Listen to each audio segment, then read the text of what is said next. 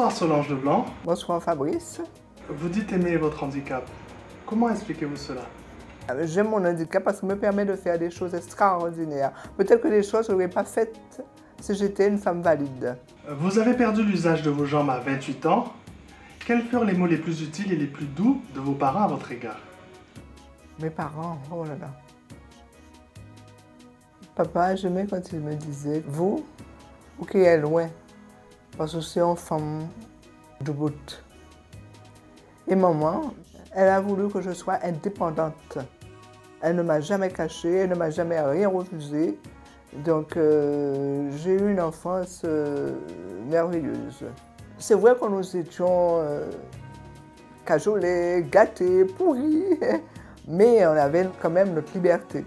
Maman, elle ne nous a jamais considérés, je dis non, j'ai aussi une soeur en situation de handicap, elle ne nous a jamais considérés comme des personnes handicapées, des infirmes comme on disait avant.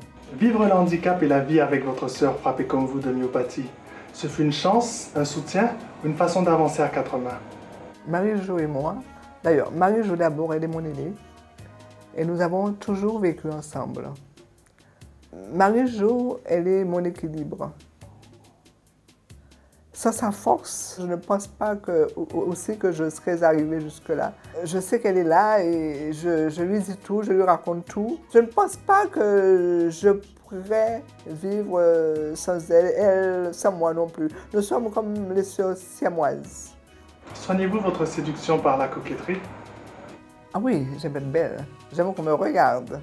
Que refusez-vous prioritairement dans la vie? Je refuse que l'on me regarde comme une femme dans un fauteuil roulant. Je veux d'abord qu'on me regarde comme une femme, comme un citoyen.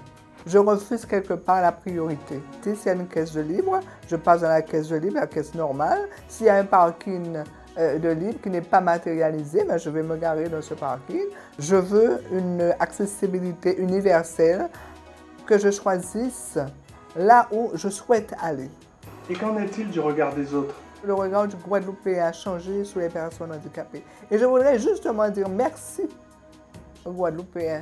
Parce que quand on voit des personnes se déplacer en fauteuil roulant sur la chaussée, les Guadeloupéens font attention. Et qu'est-ce qui vous renvoie à votre fauteuil? Ce qui me renvoie à mon fauteuil, c'est l'inaccessibilité. Quand je me heurte à un obstacle, là je me dis, là je suis handicapée. C'est vrai que là j'ai mal. Je suis avec des amis, avec des collègues. Nous arrivons quelque part, il y a des escaliers, eux peuvent monter et moi je reste en bas. Là je deviens rouge. Et c'est là le sens de mon combat. Permettre aux personnes en situation de handicap de vivre dans la cité comme tout le monde. C'est la colère qui a fait de vous une femme engagée dans le monde associatif? Quand je me suis engagée dans le monde associatif, dans la vie associative, je n'étais pas encore en colère. Maintenant je suis en colère.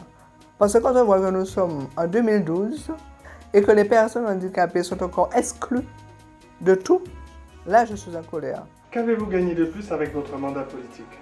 Beaucoup de force. Être la 5e adjointe au maire de la ville des Abîmes, c'est quelque chose d'inimaginable, peut-être pour une personne en situation de handicap.